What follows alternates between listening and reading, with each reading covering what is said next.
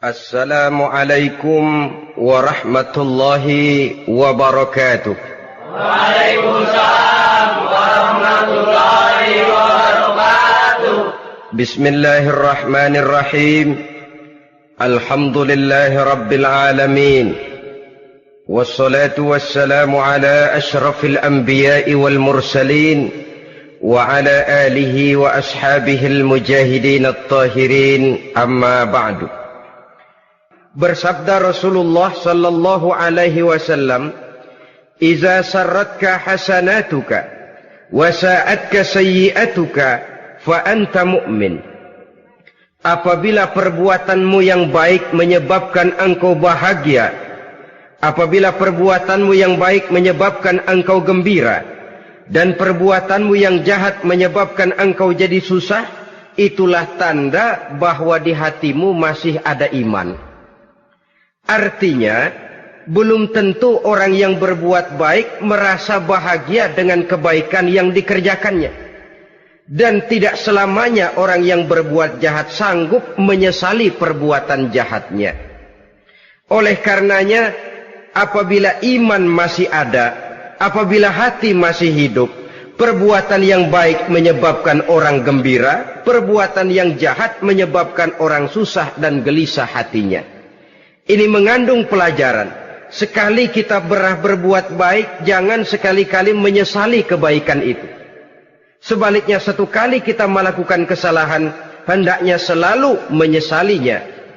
Kadang-kadang dalam kehidupan, karena orang tempat kita berbuat baik itu rupanya membalas air susu dengan air tuba, kita lalu menyesali kebaikan. Lahirlah kata-kata, "Nyesal saya nolong dia." Ibarat pepatah katanya, nolong anjing kejepit. Waktu kejepit setengah mati kita tolongin, begitu selesai dia dari kejepitnya, malah kita digigitnya. Saudara hadirin yang saya muliakan, dalam kehidupan sehari-hari barangkali ini kena filsafat yang disebut dorong mobil mogok. Ketika mobil mogok setengah mati kita dorong, begitu mesin hidup ditinggalkannya kita di belakang. Sesungguhnya perbuatan kita yang baik tidak harus disesali. Karena disesali atau tidak, toh perbuatan itu sudah kita lakukan. Dan penyesalan atas segala kebaikan hanya akan mengurangi nilai pahala kebaikan itu sendiri. Berbahagialah apabila berbuat baik, walaupun orang yang kita melakukan kebaikan membalasnya dengan kejahatan. Menyesalah apabila berbuat kesalahan, apabila melakukan dosa, karena itu pertanda nilai iman yang masih hidup dalam jiwa kita.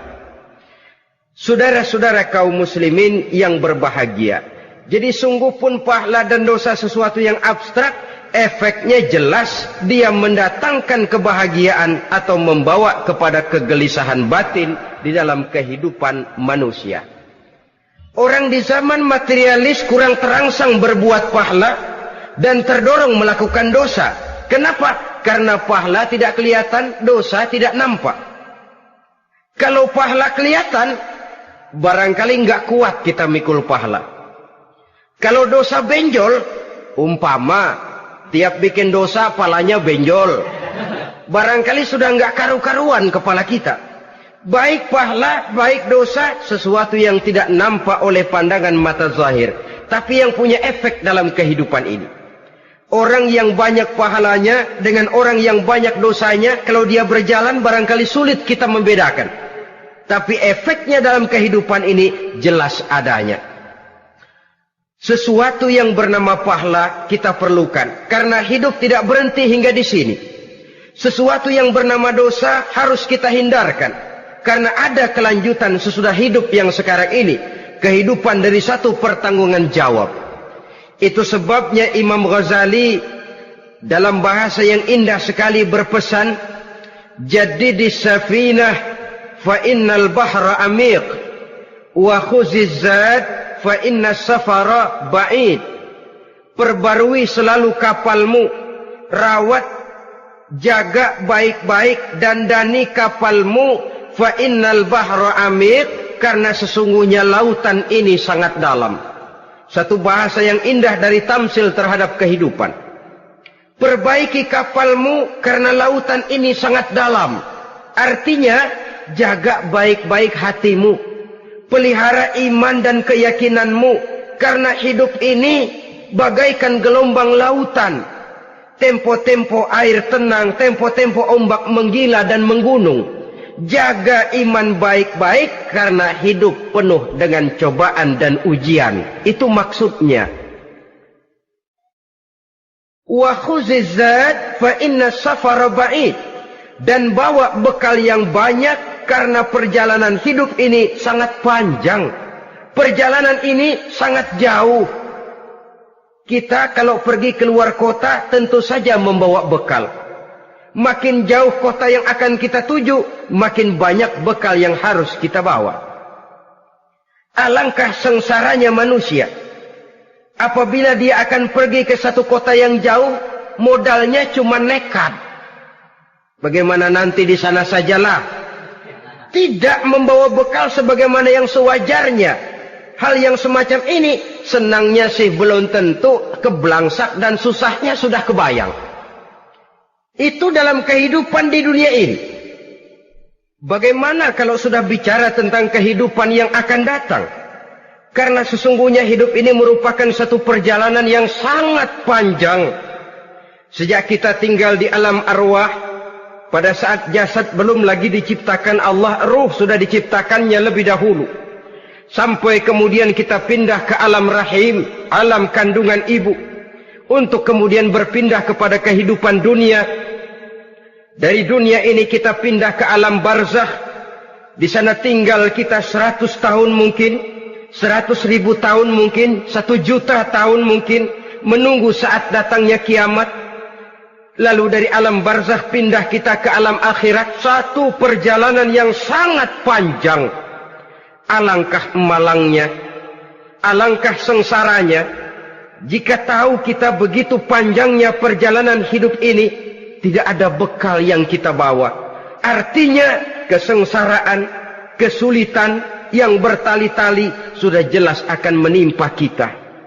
Kalau pergi kita keluar kota membawa bekal uang, membawa bekal makanan, apa bekal yang mesti kita bawa? Apabila kita kembali ke alam barzakh, kembali ke alam kubur, berkumpul di padang mahsyar di akhirat nanti, nasi yang mau kita bawa, uang yang mau kita bawa, tentu tidak lagi. Karena kehidupan materialis selesai di atas liang lahat. Bila masuk kita ke liang lahat, disitulah pahala dan dosa memegang peranan yang sangat penting. Maka pada pertemuan malam ini kita akan bicara tentang pahala dan dosa itu. Saudara-saudara kaum muslimin rahimakumullah. Yang dinamakan pahala, kata Imam Ali Al-Jurjani dalam kitab At-Ta'rifatnya, ma yastahiqqu bihi ar-rahmatu wal maghfiratu minallahi ta'ala. Sesuatu yang pelaksananya berhak untuk mendapat rahmah dan ampunan dari Allah. Dengan kata lain, nilai pahala adalah akibat dari perbuatan-perbuatan di dalam melaksanakan perintah dan anjuran yang ada di dalam kehidupan agama. Apabila perintah dan anjuran kita laksanakan, nilai pahala itu lalu datang. Nah, nilai pahala dalam Islam, menurut konsepsi Quran, Allah menjelaskan, man jaa bil hasanati falahu asyru amsalihha. Barang siapa yang datang membawa satu kebajikan, barang siapa yang melaksanakan satu kebaikan, maka dia akan mendapat balasan 10 kali dari kebaikan yang dikerjakannya. 10 kali ini pun masih dilipat gandakan dengan 7. 7 ini pun masih dikalikan 100. Dan itu pun masih ditambah dengan pernyataan, wallahu yudha'ifu liman yasha. Allah masih akan melipat gandakan perbuatan baik seseorang yang dikehendakinya. Itulah nikmatnya dalam Islam. Tetapi sebaliknya, wa man jaa'a bisayyi'ati fala yujza illa mislaha. Barang siapa yang melakukan satu kejahatan, dia tidak akan mendapat balasan kecuali sesuai dengan kejahatan yang dikerjakannya. Alangkah rahman dan rahimnya Allah. Orang yang berbuat baik dibalas 10, dikali 7, dikali 100, masih dilipat gandakan pula. Tapi orang yang berbuat jahat tidak akan mendapat balasan kecuali sesuai dengan kejahatan yang dikerjakannya. Ini kan beda dengan sifat kita manusia. Kita ini kadang-kadang kalau dijitak membalasnya mukul. Tapi kalau orang berbuat baik kepada kita, kita enggan untuk berbuat baik kepada orang tadi. Allah tidak mengajarkan begitu. Satu kebaikan berbalas 10. Satu kejahatan berbalas dengan satu kejahatan. Maha Rahman dan Rahim Allah. Bahkan dalam Islam, niat berbuat baik saja mendapat pahala. Sedangkan niat berbuat jahat belum ditulis merupakan satu dosa sampai kejahatan itu dikerjakan oleh orang yang niat tadi. Umpamanya, saudara niat nanti malam giliran pengajian saya mau hadir di majelis taklim. Pas datang waktu malam hujan turun sangat lebat. Saudara berhalangan datang ke majelis taklim, saudara sudah mendapat pahala niat. Tapi saudara niat, nanti malam kalau turun hujan, saya mau bongkar rumahnya si fulan, saya mau curi seluruh harta bendanya.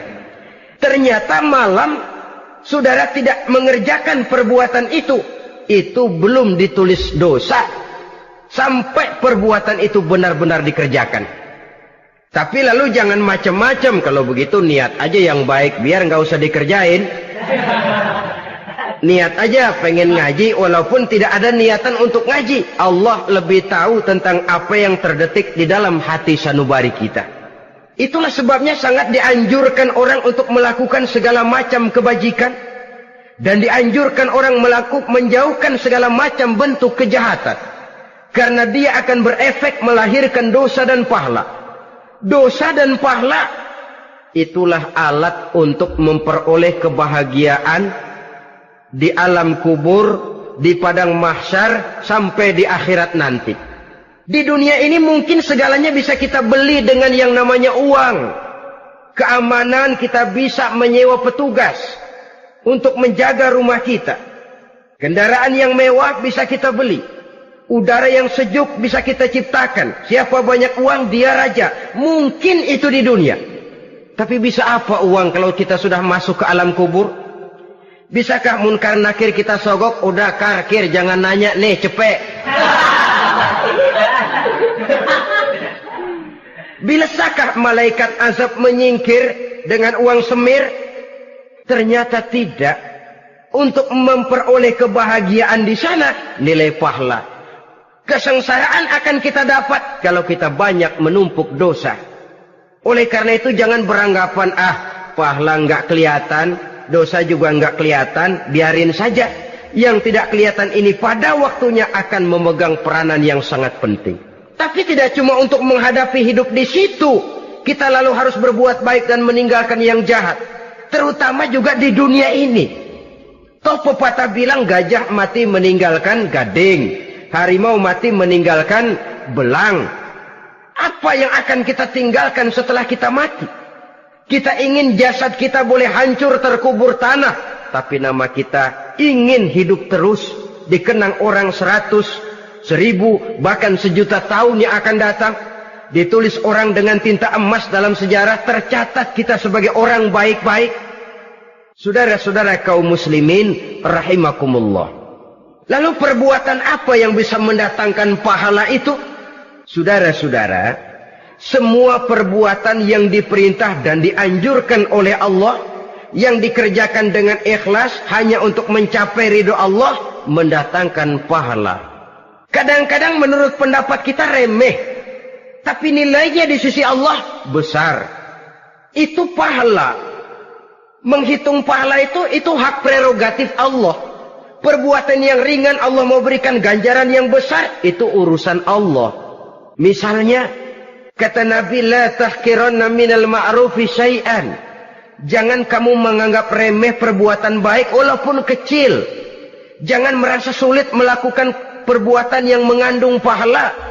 Bertemu dengan teman, muka kita cerah, berpahala. menyingkirkan duri di jalanan berpahala, menolong orang yang sesat, memberitahu orang yang bertanya berpahala. Tidak sulit kalau kita mau. Yang diperintah dan dianjurkan oleh agama itu perbuatan yang mengandung nilai-nilai pahala. Masalahnya cuma tinggal mau atau tidak dan dikerjakan dengan ikhlas. Bertemu teman mukanya cerah, pahala. Menyingkirkan duri di jalanan, pahala. Sedekah, pahala. Tidak berupa perbuatan, bisa berupa ucapan.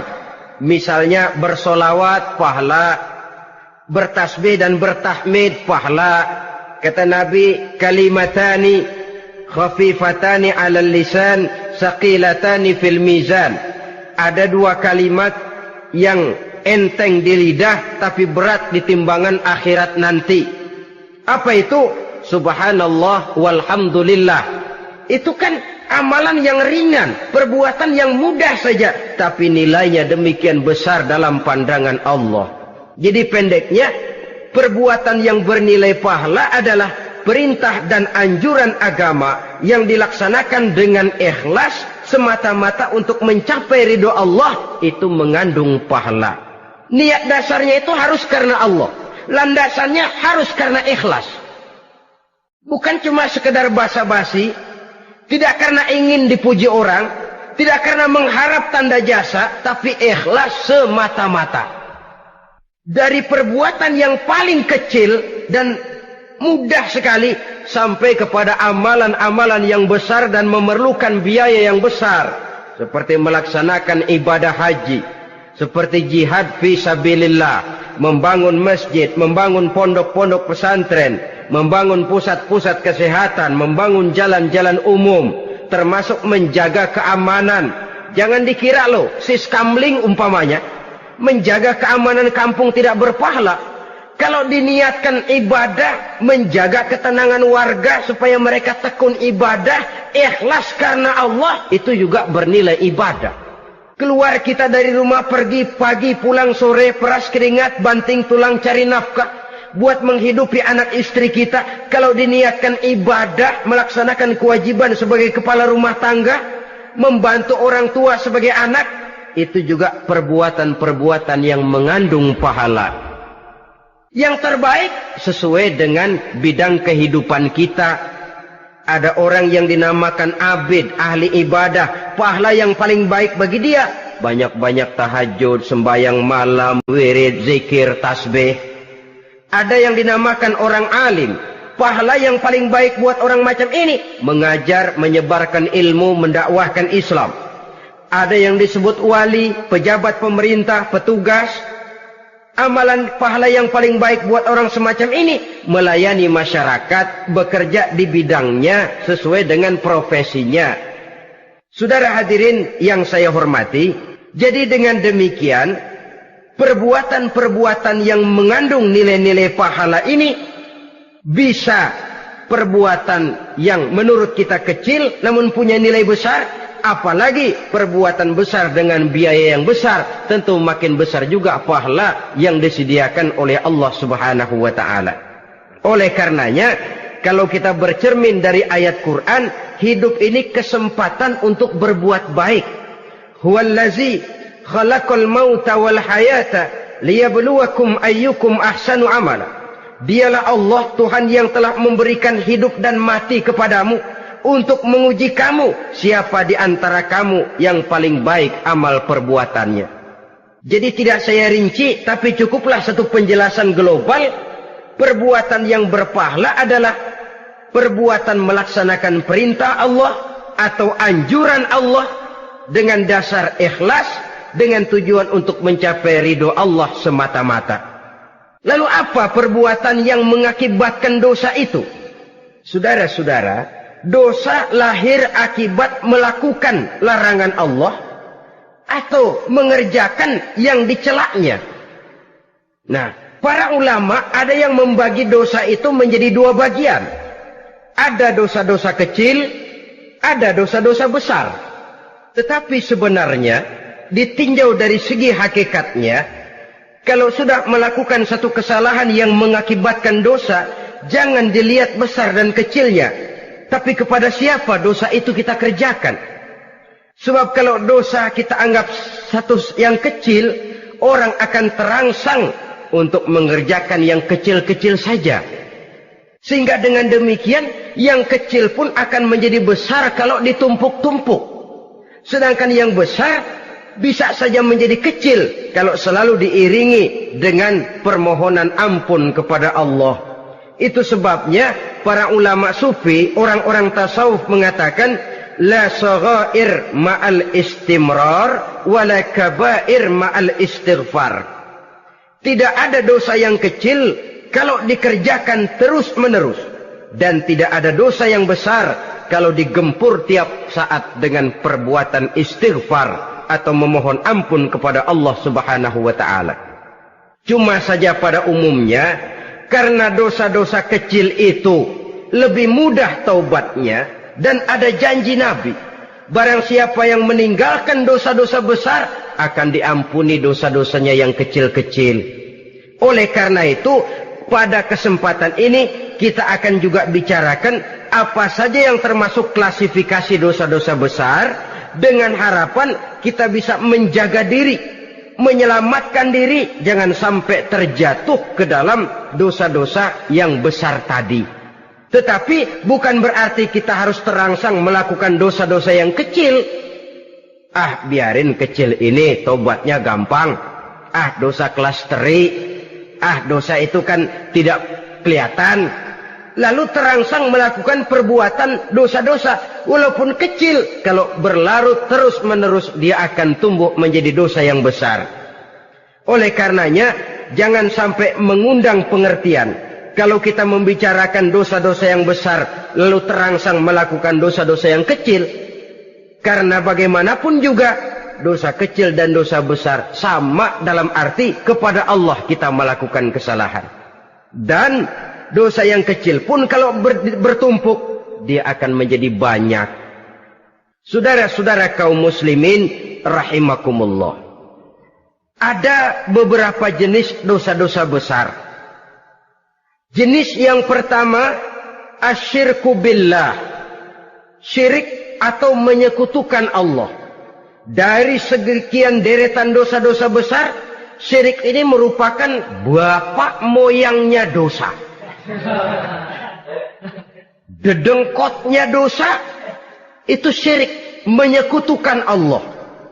Bahkan dosa yang lain Allah masih mau mengampuni. Tapi kalau sudah syirik, menyekutukan Allah, itu sudah satu dosa yang tidak berampun sama sekali. Oleh karena itu tepat pesan Imam Ghazali tadi. Jadi di safinah fa innal bahra amik. Jaga iman, pelihara akidah, dandani kapal. Karena hidup ini gelombang lautan sangat dalam, hidup banyak cobaan. Di dalam hidup di zaman sekarang ini, saudara bisa perhatikan, di mana tensi ekonomi tinggi, lapangan kerja sulit, persaingan hidup makin tajam, sifat egois dan individualis tumbuh di mana-mana, rasa solidaritas sosial menurun, sifat gotong royong musnah, orang mudah potong kompas, potong jalan, ingin cepat kaya, ingin cepat naik pangkat, ingin dapat kedudukan. Kadang-kadang akidah pun terjual, akidah pun musnah, jatuh ke jurang syirik pun tidak jadi soal. Itu yang kita khawatirkan. Kalau dosa-dosa yang lain Allah masih mau mengampuni, tapi kalau sudah jatuh kepada syirik, Allah sama sekali tidak akan memberikan ampun. Dalam kaitan dengan ini barangkali tepat sinyalemen Imam Ali itu. Andai kata kemiskinan merupakan satu kepribadian, saya akan membunuhnya lebih dahulu. Artinya memang kemiskinan ini sering mendorong orang kepada jurang kemusyrikan. Tidak tahan menghadapi godaan perut akibat tensi ekonomi yang tinggi, lapangan kerja yang sulit. Iman pun jadilah ditukar dengan 3 liter beras. Akidah pun jadilah dibarter dengan 3 bungkus supermi, dengan pakaian bekas, dengan obat-obatan. Tidak jadi soal baginya mengejar kebahagiaan yang relatif singkat dengan mengorbankan kebahagiaan yang abadi. Persis ibarat pepatah, nyari jarum kampak hilang. Mencari sesuatu yang kecil, yang besar jadi sia-sia. Membela perut, mengorbankan akidah. Na'udzubillah summa na'udzubillah. Saudara-saudara kaum muslimin rahimakumullah. Ini fakta. Ini kenyataan. Dan hal semacam ini tidak bisa diatasi cuma dengan ceramah, simposium, diskusi, seminar. Apalagi Nabi berpesan, solahu ummati bil ilmi wal mal. Umatku hanya bisa menjadi baik akidahnya dengan ilmu dan harta. Itu bahasa Nabi. Kalau bahasa kita sekarang, dengan ekonomi dan pendidikan. Ilmu, pendidikan, ekonomi, harta. Tanpa itu, sangat besar kemungkinan kita bisa menjual akidah terjerumus di lembah kemusyrikan. Maka terutama kepada saudara-saudara saya, muslimin yang terpencil jauh dari kota-kota besar, yang kadang dalam kehidupan seharinya imannya sering digoda oleh supermi, akidahnya sering ditantang oleh pembagian beras, pakaian-pakaian bekas, obat-obatan dan sebagainya. Jaga dan bentengi akidah kita. Lebih baik nyawa berpisah dari badan, asal iman jangan berpisah dari hati. Kepada adik-adik saya para remaja, para pemuda di kota-kota besar, yang iman dan akidahnya sering ditantang dengan minuman-minuman keras, fasilitas-fasilitas yang menghanyutkan, yang secara terarah dan praktis sedikit demi sedikit menggiring kita untuk keluar dari nilai-nilai akidah. Hati-hati, jaga baik-baik, sebab intan paling mahal, mutiara paling berharga, tidak lain nilai iman ini. Tergelincir kita daripadanya, jatuh ke lembah kemusyrikan, jatuh ke satu dosa yang teramat besar, yang Allah tidak akan pernah memberikan ampun lagi. Ini dosa besar yang pertama. Yang kedua, qatlun nafsi illa bil haq. Membunuh orang tanpa alasan yang benar. Di zaman kesulitan ekonomi kadang-kadang orang mudah nekat. Tengok saja, kadang-kadang karena pasal uang 100-200 perak saja nyawa bisa melayang. Kadang-kadang karena urusan yang remeh, salah omong, salah ambil, salah ucap, salah pegang, nyawa bisa jadi melayang. Alangkah murahnya nyawa, seakan-akan kita yang punya. Padahal nyawa itu hak milik Allah. Tidak pantas kita merampasnya, tidak pantas kita menghilangkannya dari jasad seseorang. Oleh karenanya, membunuh orang merupakan satu dosa yang sangat besar. Jangankan kepada orang yang seakidah, orang yang lain akidah saja pun, kalau dia hidup berdamai, rukun, berdampingan, kita harus melindungi. Apatah lagi teman seakidah sendiri. Saudara-saudara kaum muslimin rahimakumullah. Pantas kalau Nabi menyatakan, apabila dua orang Islam sudah saling berkelahi, berbunuh-bunuhan, al-qatil wal maqtul finnar. Yang membunuh dan yang dibunuh, dua-duanya sama-sama masuk neraka. Sahabat heran, ya Rasul, kalau yang membunuh masuk neraka sih wajar, tapi yang terbunuh kok neraka juga, kenapa? Kata Rasul, sebenarnya dia juga cuma sudah niat untuk membunuh, cuma keduluan saja. Andai kata dia tidak terbunuh, tentu dia yang akan membunuh. Saudara-saudara kaum muslimin rahimakumullah. Islam sesuai dengan namanya adalah agama damai. Kita tidak boleh mencari-cari musuh. Walaupun tidak boleh lari kalau bertemu musuh. Oleh karenanya, pantang seorang muslim menimbulkan benih keonaran menjadi biang kerok buat lingkungannya. Sesuai dengan namanya, seorang muslim adalah seorang yang dalam hidup senantiasa berusaha menebarkan salam, menebarkan kedamaian, ketenangan dan ketentraman. Dengan prinsip, musuh jangan dicari, bertemu pun jangan lari. Yang ketiga, termasuk dalam kelompok dosa besar ini, syurbul khamr, meminum minuman keras. Termasuk di dalam kata khamr ini ganja, morfin, narkotik. Sebab apa? Jenis minuman semacam itu tidak hanya merusak keadaan sekarang, tapi sekaligus merusak kehidupan yang akan datang. Kalau itu jatuh di tangan generasi muda, artinya kan merusak kehidupan masa depan daripada suatu bangsa. Karena apa? Remaja dan pemuda merupakan bentuk miniatur daripada kehidupan bangsa. Akan bagaimana warna umat Islam di Indonesia. Bahkan akan bagaimana warna Indonesia 30, 40, 50 tahun yang akan datang. Remaja sekarang jawabannya. Kalau remaja kita sekarang ini kerjanya cuma bisa nyekek botol, insya Allah bangsa Indonesia 30-40 tahun yang akan datang akan tumbuh menjadi bangsa teler. Tidak banyak yang bisa kita harapkan. Remaja adalah gambaran masa depan dari satu bangsa, dari satu umat. Dan remaja itu di dalam dirinya secara fitrah terkumpul semua bakat, terdapat semua kemungkinan. Kita ini lahir membawa sifat pemimpin, tapi juga membawa sifat pengacau. Kita ini ada bakat jadi orang jujur, ada bakat jadi pengkhianat. Kita ini ada bakat menjadi orang baik-baik, kita juga punya bakat jadi biang kerok. Kita kemungkinan bisa jadi pemimpin bangsa, tapi juga bisa menjadi pemimpin bangsat. Nanti lingkungan dan pendidikan akan menumbuhkan, membentuk mana yang tumbuh lebih subur.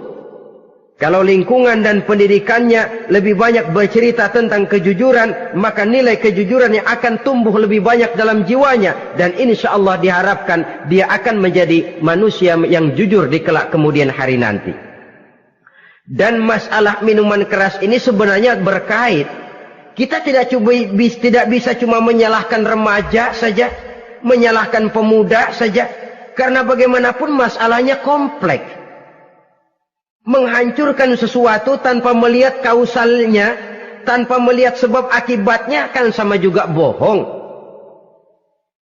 Kemungkinan karena broken home, kemungkinan karena pergaulan, kemungkinan karena kurang perhatian orang tua, kemungkinan karena akibat bacaan, tontonan, atau fasilitas berupa dibukanya pabrik-pabrik minuman keras, dijualnya minuman-minuman keras, di warung-warung yang remang-remang, yang memberikan kenikmatan, kebahagiaan dan kebanggaan tersendiri, sehingga akhirnya orang terangsang untuk datang dan minum di sana.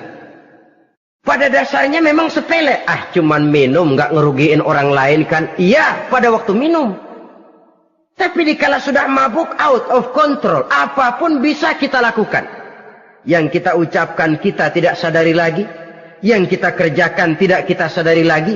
Dikala itu segala macam kejahatan bukan sesuatu yang tidak mungkin untuk kita laksanakan. Nggak ngerugiin orang lain, memang pada saat mau minum. Tapi begitu minum, mabuk, kita bisa merugikan orang lain. Setidaknya merugikan diri sendiri.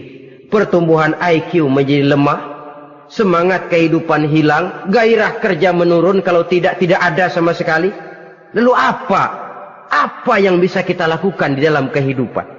Dan akan lebih celaka kalau ini menimpa kehidupan generasi muda kita. Kadang-kadang yang ironi ya, kalau yang orang tuanya mampu barangkali masih tertolong. Tapi yang orang tuanya kondisi ekonomi lemah masih kepengen teler juga. Orang tuanya nggak mampu masih pengen mabuk. Dari ganja, morfin nggak dapat, akhirnya kaleng cet diisepin. Yang penting kan bisa teler, mendatangkan satu kebahagiaan tersendiri. Itu sebabnya memang satu kejahatan menurut teori polisi ya hanya bisa terjadi karena faktor N dan K, niat dan kesempatan. Niat ada, kesempatan ada, jadi orang jahat. Kurang salah satunya, biasanya kejahatan terbendung. Niat ada, kesempatan tidak ada, sulit berbuat jahat. Kesempatan ada, niat tidak ada, tidak mungkin orang jahat. Tapi yang paling dominan sebenarnya niat.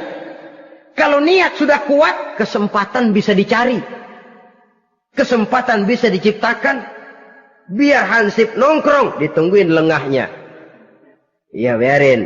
Jam 11 sampai jam 2. Matanya melotot. Jam 3 dia mulai ngulet, ngempet. Nah, di saat itu saya masuk ke rumahnya. Kalau niat kuat, kesempatan bisa diciptakan. Dan kalau sudah niat, ini masalah hati. Kalau sudah masalah hati, menyangkut soal moral. Moral artinya sudah masuk kepada kehidupan agama. Saudara-saudara kaum muslimin rahimakumullah. Yang keempat yang termasuk jenis dosa besar, az-zina, perbuatan zina. Di zaman pergaulan bebas dengan prinsip free love, free sex ini, tengok sudah berapa banyak gadis-gadis bergelimpangan jadi korban. Berapa banyak bayi-bayi yang lahir ke dunia tanpa tahu kemana dia mesti memanggil bapak. Apakah deretan jumlah korban ini masih harus bertambah lagi? Paling tidak, biarlah yang sudah jadi korban, tapi jangan bertambah lagi hendaknya. Masing-masing kita berupaya menahan diri. Termasuk dalam kategori zina ini, yang merupakan cabang-cabangnya, liwat, homoseks, lesbian, masturbasi. Bahkan masturbasi itu termasuk jenis zina tangan. Dan itu juga merupakan satu dosa. Di samping dosa juga merusak diri. Karena bagaimanapun juga dia akan mengurangi kemampuan daya pikir seseorang. Maka agama memberikan jalan keluar. Pesan Nabi, ya ma'syara syabab, man istata'a minkumul ba'at falyatazawwaj. Hai para pemuda, kata Nabi, barang siapa di antara kamu yang sudah bisa ba'at, yang sudah mampu ba'at. Ba'at itu artinya memberikan nafkah. Baik nafkah zahir maupun nafkah batin, falyatazawwaj, maka hendaklah dia kawin. Jadi yang maksud ba'at ini ya nafkah zahir, ya nafkah batin. Kita kadang-kadang cuma bisa ngasih nafkah batin saja sudah merasa pokoknya kan saya sanggup untuk kawin, lalu kawin tanpa kehilangan, dengan kehilangan pertimbangan. Saudara-saudara, wa in lam yastati', adapun kalau dia belum mampu, fa alaihi bisyam, hendaknya dia banyak puasa. Fa innahu lahu wija, karena puasa itu akan merupakan benteng jangan sampai orang memperturutkan hawa nafsunya. Andai kata puasa belum hobi, banyaklah olahraga para pemuda, para remaja. Karena dengan olahraga, pemikiran untuk memperturutkan hawa nafsu agak sedikit terkendali dan energi tersalurkan dalam bentuk yang positif. Pendeknya kreatif, banyak kegiatan. Ini pesan Imam Syafi'i tepat itu. Kata beliau, inni ra'aitu wuqufal ma'i yufsiduh in sala toba wa illam yajri lam yatib. Aku melihat air kalau diam rusak, tapi kalau dia mengalir jernih. Air kalau ngendap nggak ngalir, nyamuk nyarang di situ, bisa jadi sumber penyakit. Manusia hidup begitu.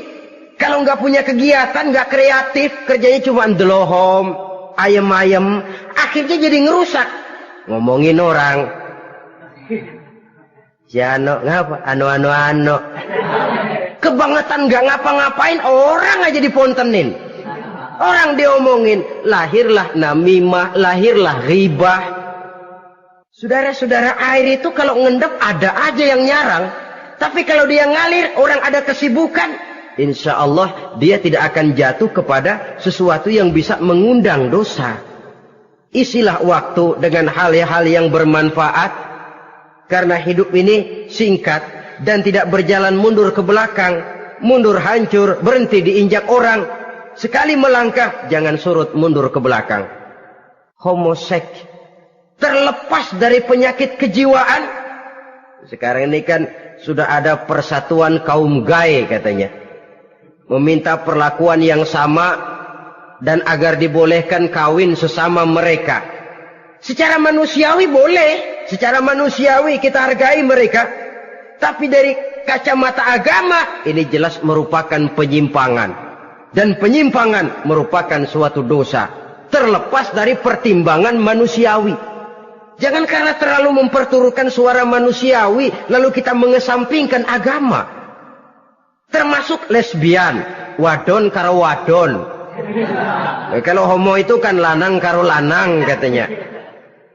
Saudara-saudara kaum muslimin rahimakumullah, ini bukan penyakit baru. Liwat, homoseks sudah dikenal dari zamannya Nabi Lut. Laki dengan laki.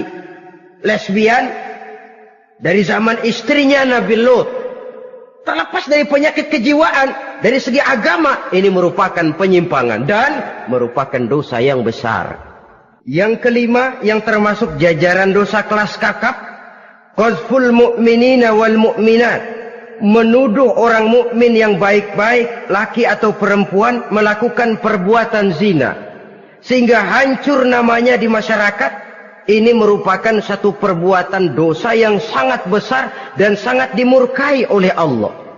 Saudara-saudara kaum muslimin rahimakumullah, oleh sebab itu tentang masalah ini, kalau memang tidak ada saksi, jangan sembarang kita enteng lidah menuduh orang lain berbuat zina, menuduh orang lain berbuat serong. Dosanya kelewat besar di dalam kehidupan.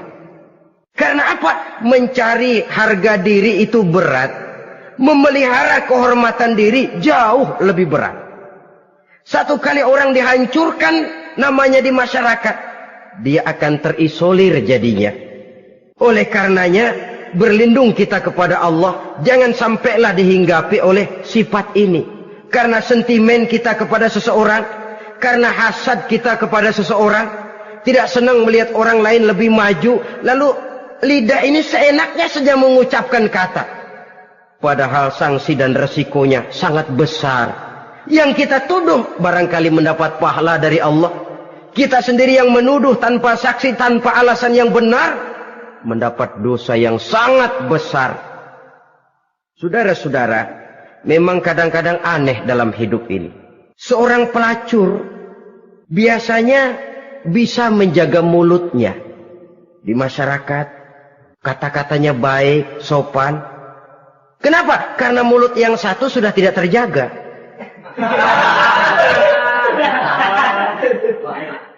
Kita kadang-kadang kehormatan bisa kita jaga, tapi mulut tidak terkontrol. Ngomong saenake dewe, bikin orang mangkel, kesal, fitnah sana, fitnah sini, menghancurkan nama baik orang, ngomongin yang macam-macam. Bagai-bagai macamlah caranya. Saudara-saudara kaum muslimin yang berbahagia. Jadi dengan demikian, menuduh orang lain berbuat zina, sedangkan orang itu tidak pernah melakukannya, ini termasuk satu dosa yang sangat besar di dalam kehidupan ini. Yang keenam, al-'aqu bil walidain, durhaka kepada ibu bapak.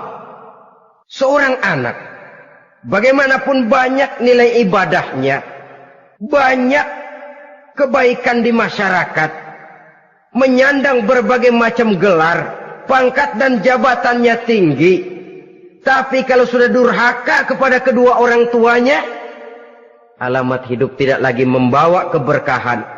Dan itu dosa yang sangat besar. Sampai Nabi sabdakan, ridho Allah ada di dalam keridhaan ibu bapak. Murka Allah pun ada di dalam kemurkaan ibu dan bapak. Walaupun belum tentu setiap kita orang tua, tapi yang jelas setiap kita adalah anak. Dan setiap anak punya ibu dan bapak. Jangan sampai kacang lupa kepada kulitnya. Saudara-saudara kaum muslimin rahimakumullah, durhaka kepada ibu bapak merupakan perbuatan yang sangat dimurkai oleh Allah. Apalagi ibu yang telah melahirkan kita, bahkan mengandung kita. Begitu juga bapak yang telah berusaha peras keringat banting tulang untuk mengasuh membesarkan kita. Tidak ada perbuatan baik yang kita lakukan untuk bisa menebus kebaikan daripada ibu dan bapak kita. Setidaknya kalau belum bisa berbuat baik kepadanya, kepada keduanya, janganlah menyakiti hati keduanya. Itu saja dulu yang harus dijaga. Kadang-kadang sudah berbuat baik enggak, nyakitin melulu.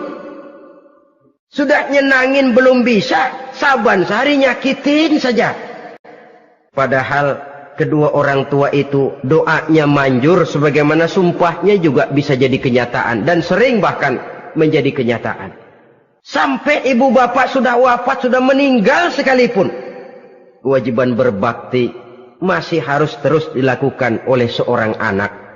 Lalu yang ketujuh, at-tawalli yaumaz zahfi, berpaling pada hari pertempuran. Orang sedang sibuk-sibuk menghadapi musuh, maksudnya berjuang membela agama ini, dia lari menyelamatkan diri. Pengecut, mental munafik. Ayo, kalau demi agama, mari kita maju ke depan. Allahu Akbar. Yang besar Allah, yang lain kecil semua. Maju. Orang lain maju serentak, dia mundur jauh ke belakang. Mental munafik, mental calo istilah sekarang ini. Oh, itu calo, mental calo. Tuhan gedek banget itu. Coba ya, calo itu paling sibuk nyuruh penumpang naik. Tapi sementara penumpang naik sampai ke tempat tujuan masing-masing, calonya nggak kemana-mana, diem aja di situ. Cuma orang aja disuruh naik. Saudara-saudara, kerja bakti, orang turun ke comberan, dia naik ke tempat tidur.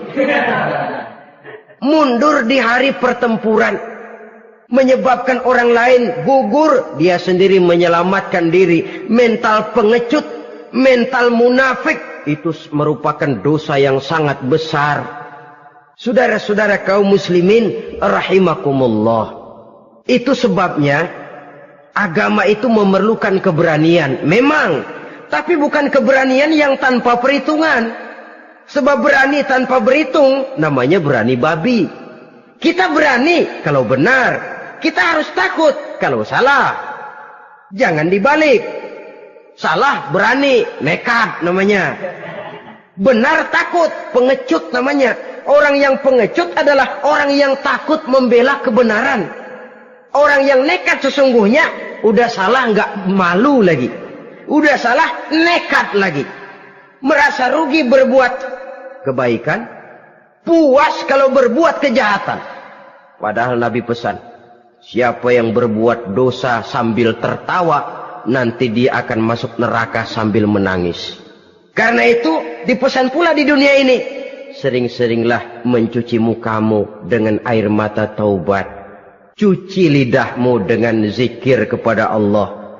Bersihkan hatimu dengan air ikhlas. Saudara-saudara kaum muslimin rahimakumullah. Kan ada toh orang berbuat baik nggak gembira, tapi berbuat jahat malah puas. Atau sama saja orang lain berbuat baik, hatinya kesel. Orang lain berbuat jahat, dia malah mendukung. Atau orang lain tergelincir berbuat jahat, dia malah girang. Ini kan tidak objektif. Karena yang berbuat baik, orang yang dia keselin, dia nggak seneng. Tetapi karena yang berbuat jahat, orang yang dia senengin, dibenerin juga. Itu nggak objektif namanya. Mundur di hari pertempuran pada saat saudara-saudara kita sedang menghadapi musuh, sikap pengecut yang sangat dibenci Allah. Yang kedelapan, termasuk kelompok dosa besar, aklu malil yatim, makan harta anak yatim. Kadang-kadang ada orang mengeksploitir loh nasib anak-anak yatim. Karena biasanya para dermawan peka kalau mendengar nasib yatim, memberikan santunan. Si yatim belum makan, yang ngurusin udah pada kenyang. Mengeksploitir, memakan harta anak yatim termasuk dosa yang sangat besar. Sehingga Nabi pesan, ana wa kafilul yatim kahataini yaumal qiyamah. Aku dan orang yang menyantuni anak yatim seperti dua jari ini di hari kiamat. Rumah yang paling dimuliakan Allah adalah rumah yang di dalamnya ada anak yatim yang hidupnya dihormati, hidupnya disantuni, keperluannya dicukupi. Maaf saja, tahap kita menyantuni anak yatim ini baru tahap setahun sekali. Kalau Muharram kita agungkanlah, kita besarkan. Lebaran yatim katanya.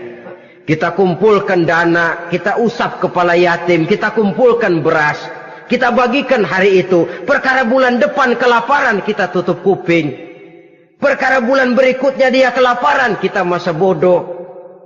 Bahwa di bulan Muharram kita santuni yatim piatu itu sudah baik. Tapi akan lebih baik lagi kalau kita sanggup menjadi bapak asuh mereka, memikirkan sekolah mereka, ada kontinuitas. Kalau mereka diasuh oleh orang lain, lalu bertukar agamanya, berpindah akidahnya, kita ngomel habis-habisan. Tapi kita ada kemampuan, kita tidak mau berbuat semacam itu. Ya sama juga bohong namanya.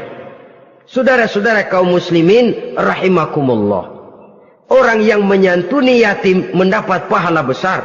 Tapi orang yang mengkorup harta anak yatim, dosanya juga sangat besar. Berhati-hatilah kalau kita diberikan kepercayaan oleh masyarakat untuk mengurus anak-anak yatim. Karena pahalanya besar, resikonya juga besar.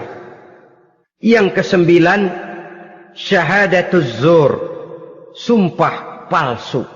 Sebab sumpah palsu ini menggunakan nama Allah untuk sesuatu yang tidak benar. Nama kita saja dibawa untuk yang tidak benar, kita jengkel. Nama kita dipalsukan untuk sesuatu yang tidak baik, kita kadang-kadang jengkel, tidak puas jengkel, menuntut melalui saluran hukum. Kenapa? Nama saya dicatut. Bagaimana lagi kalau nama Allah kita pakai untuk bersumpah, sumpahnya palsu, menguntungkan kita, merugikan orang lain, Allah murka betul. Maka sumpah palsu termasuk deretan dosa-dosa besar. Apalagi yang ke-10, aklur riba, makan riba alias renten. Ini kan yang cepat mendatangkan uang. Kadang-kadang kalau yang bikin riba itu orang awam barangkali, ya masih kita maklumi. Kadang-kadang penyakit ini datang menimpa mereka juga yang kita kenal kebaikannya. Bahkan suka datang ke musola, rajin ke masjid kadang-kadang. Riba masih dimakannya. Karena cara cari duit paling enak. Duit utuh tambahnya terus masuk. Na'udzubillah summa na'udzubillah. Itu yang diibaratkan dalam perjalanan Mi'raj waktu Nabi diperlihatkan neraka. Orang perutnya sebesar rumah dililit ular. Diseret-seret itu hancur perutnya. Dibulatkan lagi, diseret lagi, hancur lagi. Dibulatkan lagi, terus menerus begitu. Dia berteriak, mengerang, mengeluh, mengaduh kesakitan. Nabi tanya, itu apa Jibril? Itu contoh dari umatmu yang suka makan riba Muhammad. Makan renten. Saudara-saudara, ini kan mencekik leher orang. Orang sedang kesulitan. Kelihatannya sih baik, menolong. Tapi di belakang menolong itu nyekek. Di belakang nolong itu nyekek. Dan nyekek itu sebenarnya tujuan utamanya. Orang yang menjalankan riba pada dasarnya tidak punya peri kemanusiaan kok. Kalau dia kelihatannya mau menolong, kelihatannya motifnya mencari untung di belakang itu. Jauh dari kemanusiaan. Yang ke-11, saudara-saudara, termasuk jajaran dosa besar itu qat'ur rahim, memutuskan silaturahmi, marah, hobi sama marah. Kalau 3 hari nggak marahan sama orang, ngebet palanya. Selalu nyari gara-gara. Kalau udah marah berlaku perpanjangan waktu. Tahun, 2 tahun, kadang-kadang seumur hidup. Saudara hadirin yang saya muliakan. Apalagi mengurangi timbangan termasuk kelas dosa besar. Makan suap termasuk dosa besar. Semir menyemir dosa besar. Apalagi bunuh diri. Nah ini, bunuh diri dosa besar.